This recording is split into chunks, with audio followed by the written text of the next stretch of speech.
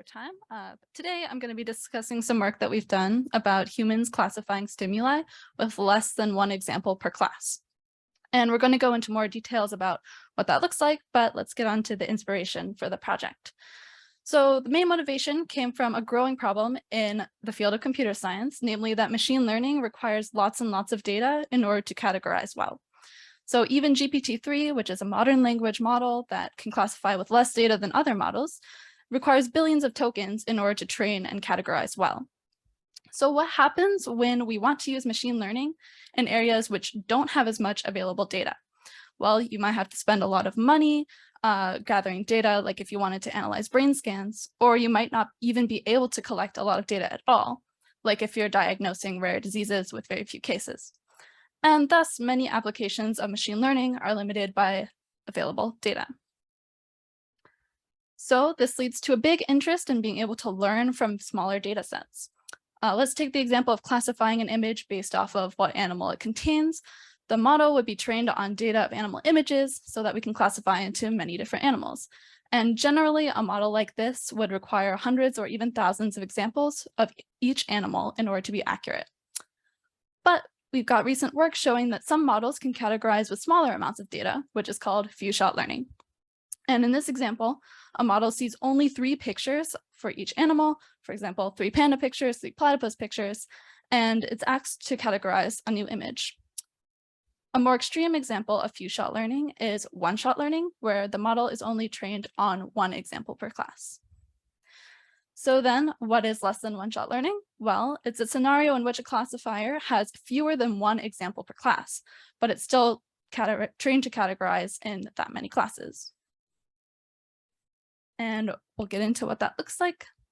Some of the first work in less than one-shot learning was done on MNIST, which is a data set of handwritten digits used as a benchmark for image classification models. And for us humans, it's pretty easy to tell that these numbers across the screen are 5, 0, 4, 1, 9. And for a long time, what we did with this data set was annotate it with these single digits. But the interesting breakthrough is that you can also annotate the data set with more informative labels, which we call soft labels. And soft labels are just a probability distribution over the possible classes that the digit could be. So for instance, we could say that this 5 has a pretty solid chance of actually being a 5, perhaps 80%.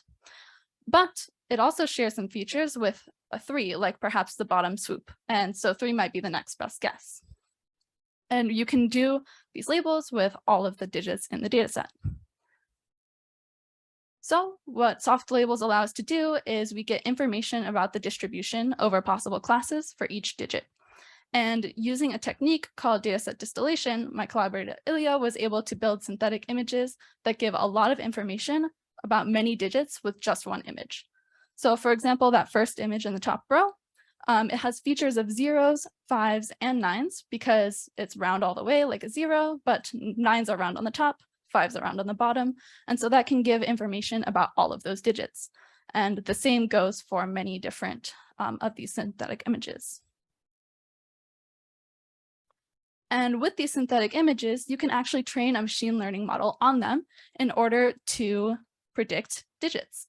And in fact, with just 5 of these digits, you can get up to 92% accuracy on classifying the 10 digits. And since we're categorizing these 10 digits using just 5 stimuli, we have successfully done less than one-shot learning in machine learning models. So now we can fill in the blank for what a training data would look like in less than one-shot learning for our animal classification example. For instance, we could have a platypus, which is described as having features from many different animals. And in doing so, we can actually glean information about those animals. So we could get away with not having an otter or not having a beaver if we know that a platypus is similar to these. Additionally, if we knew that a platypus could be described as a combination of these animals, we could also classify a platypus without having seen one before. And just a small note, we should note that there's no real free lunch here. The information in the soft labels is really, really helping out with classification. But that allows us to have fewer exemplars. And oftentimes in the real world scenarios that we have, it's easier to produce these soft labels than gather more data. Great. And of course, we all know that humans are great at learning from very little data. We often use inductive biases or assumptions and selective attention in order to do well. And even toddlers are able to learn quickly about language, objects, and probability. So our assumptions about the data and attention to certain features of the data can help make humans more efficient learners. But all of the small data work shown here has been done with hard labeled stimuli. And so what this made us wonder was, can they be even more efficient if given soft labels? So in sum, our prior work says machine learning models can learn from smaller data sets if given rich labels, and humans are great at learning from little data. So the natural question is, can people handle soft labels, and can they use them to be even more data efficient while categorizing? So there's an important methodological concern here, which is that we want to minimize familiarity with the stimuli that people see. Sorry. And that is to decrease the chance of prior knowledge influencing categorization. Additionally, we want the images to be procedurally generated in some way because we want to describe similarity between these stimuli and understand how the features compose to create the full thing. And so what we did is we made stimuli adapted from Griffiths and Sanborn's experiments and generated 20 stick figures. Here's an example of 5 of them. And each of them has 9 features like tail length and body angle and leg length. And all of these features are determined by where the dinosaurs were, or these stick figures were, along this single dimension.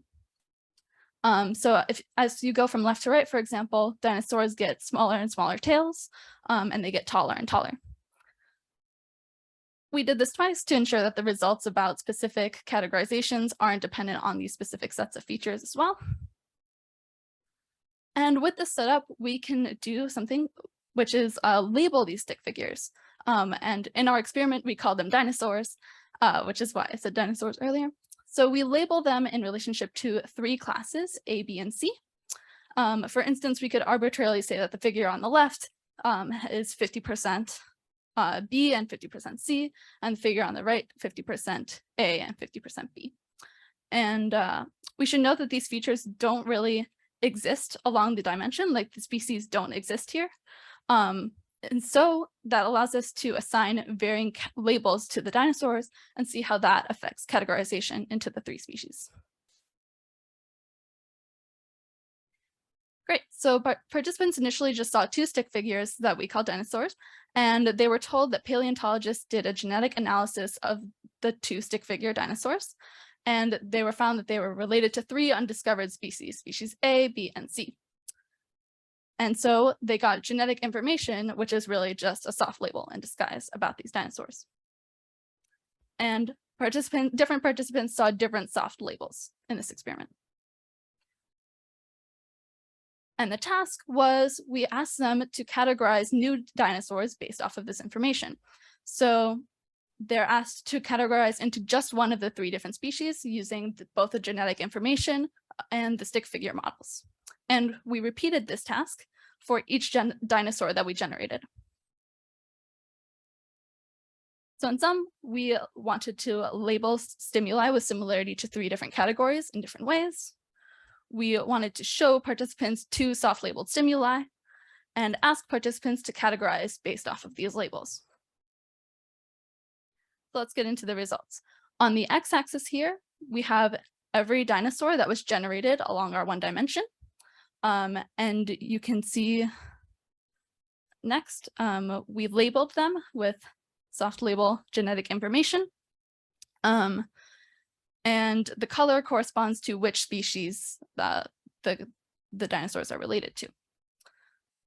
Finally, on the y-axis, we have what % of participants categorized each dinosaur into each species. So let's take a look at the results. We can focus on just the blue line for now, which is species A. And so species A, starting from the left, very few people categorize these particular dinosaurs as species A because maybe they don't look so similar to the 1 dinosaur that is related to species A. And it becomes increasingly common to categorize into species A as we go along this dimension. For species B, it's flipped. So early in the dimension here on the left, lots of people think that these dinosaurs belong to species B, and then that decreases. And finally, interestingly, species C has dinosaurs in the middle, and dinosaurs in the middle were most frequently categorized as the species, which seems like a reasonable thing to do, because dinosaurs in the middle of this dimension here look similar to both dinosaur 5 and dinosaur 14. And because both of those dinosaurs are related to species C, it makes sense to categorize as C. All right, I'm going to skip this slide for time. And we're going to go into how we can use this behavior to get insight into different ways that people can represent categories. So a classic distinction in the literature is prototype versus exemplar models. And so just a quick review of those. The prototype model suggests that people consult a single prototype of a category in order to determine whether or not it's similar to a new stimuli. And this could be just one example or some manufactured prototype or some aggregate or central member. On the other hand, exemplar models suggest that people consult multiple examples of class in order to determine if it belongs to that class. And the great element of this project is that we can use behavior during less than one-shot learning to get insight into how people are representing these categories. Specifically, people in less than one-shot learning, they don't have a guarantee that they see a clear exemplar. So there's an argument that if people can do less than one-shot learning, they are actually constructing a prototype on their own. And in fact, this is what we see. So we compared human behavior to prototype and exemplar models with different soft labels. So soft label 13 is the one that we all saw earlier. And so you can just focus on this row for now. And what we saw is the prototype model, which we trained on human data. It basically placed each species A, B, and C somewhere on the dimension based on the human data. So it's basically asking, where do people believe A, B, and C are along this line? Then it predicted how people would categorize each dinosaur based off of those prototype locations. Whereas the exemplar model just used a nearest neighbor estimate to determine how each dinosaur would be categorized. And we see that the prototype model very effectively predicts human categorization in this low data regime. Great, so to summarize results, humans are able to classify into 3 categories given just 2 examples. And this might occur via constructing a prototype. And in conclusion, we think that humans can do less than one-shot learning. Our future work really revolves around doing more categorization learning, like doing 4 or more classes. Can people categorize into even more classes? By doing higher dimension stimuli, such as more naturalistic images, and by teaching and constructing these soft labels, and to see if people are able to speak in the soft label language, if you will, or extract soft labels from descriptions. Great. And finally, there's an interesting avenue here for developmental work. Specifically, we're wondering if infants do less than one-shot learning and if this supports their category, object, and language learning. Thank you so much.